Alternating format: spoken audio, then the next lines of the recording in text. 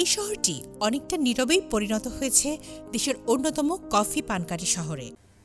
একবার ভাবুন তো, আপনি হিমালয় অঞ্চলের কোনো এক উঁচু স্থানে রয়েছেন।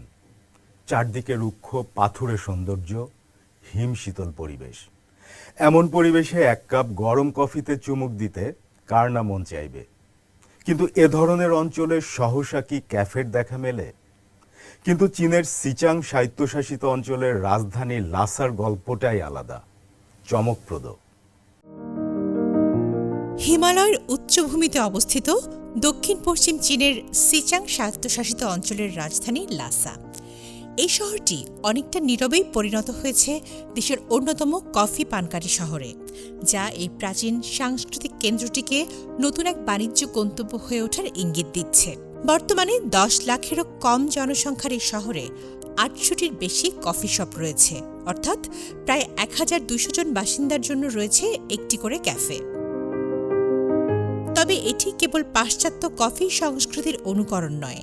লাসার পুরনো শহরের ঐতিহাসিক বৌদ্ধ তীর্থপথ বারখোর স্ট্রিটে বারিস্তারা শতাব্দী প্রাচীন ইয়াকের পনির এসপ্রেসোর সঙ্গে মিশিয়ে পরিবেশন করছেন, যা শহরটির আধ্যাত্মিক কেন্দ্র থেকে আধুনিক আঞ্চলিক কেন্দ্রে রূপান্তরের প্রতিচ্ছবি হয়ে উঠেছে।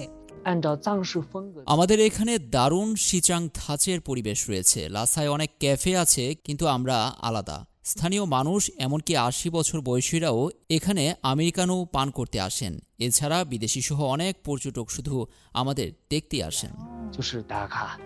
স্থানীয় জনপ্রিয় ক্যাফে সেন্সিয়া কফির মালিক জানান, নতুনত্ব আনা এবং প্রতিটি কাপে সিচাংয়ের সংস্কৃতিকে তুলে ধরার এই প্রচেষ্টাই তাদের ক্যাফেটিকে গ্রাহকের কাছে বিশেষভাবে জনপ্রিয় করে তুলেছে।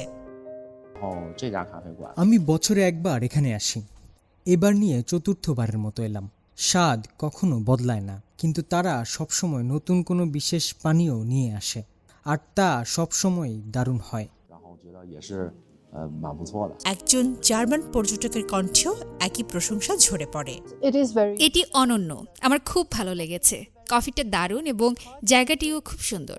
এখানকার প্রাঙ্গণ ও পরিবেশ জার্মানির থেকে একেবারে আলাদা। 2025 সালে লাসার জিডিপি 100 বিলিয়ন ইউয়ান অতিক্রম করেছে। এতে উদ্যোক্তাদের জন্য অনুকূল পরিবেশ তৈরি হয়েছে। ছোট পরিসর দ্রুত চালু করা যায় এবং সহজে ব্র্যান্ড গড়ে তোলা সম্ভব হওয়ায় কফি ব্যবসাকে তারা এক সম্ভাবনাময় বাণিজ্য খাত হিসেবে দেখছেন। তীব্র প্রতিযোগিতার মধ্যেও যারা নিজেদের শহর ও সংস্কৃতির প্রতি অনুগত থাকেন তারাই সফল হন বলে মনে করেন সেন্সিয়া কফির মালিক। এখানে প্রচুর উদ্যোক্তা রয়েছেন। স্থানীয় বিশ্ববিদ্যালয় পড়ুয়া তরুণরা ফিরে এসে ব্যবসা শুরু করছেন। আবার চীনের অভ্যন্তরীণ অঞ্চল থেকেও অনেকে এখানে এসে একই কাজ করছেন। ফলে প্রতিযোগিতা সত্যিই তীব্র। এতে ক্যাফের মধ্যে টিকে থাকতে পেরে আমরা নিজেদের ভাগ্যবান মনে করি, আর আমাদের নিজস্ব স্বতন্ত্র পরিবেশ তো আছেই। তামান্না জেনিফার, সিএমজি বাংলা।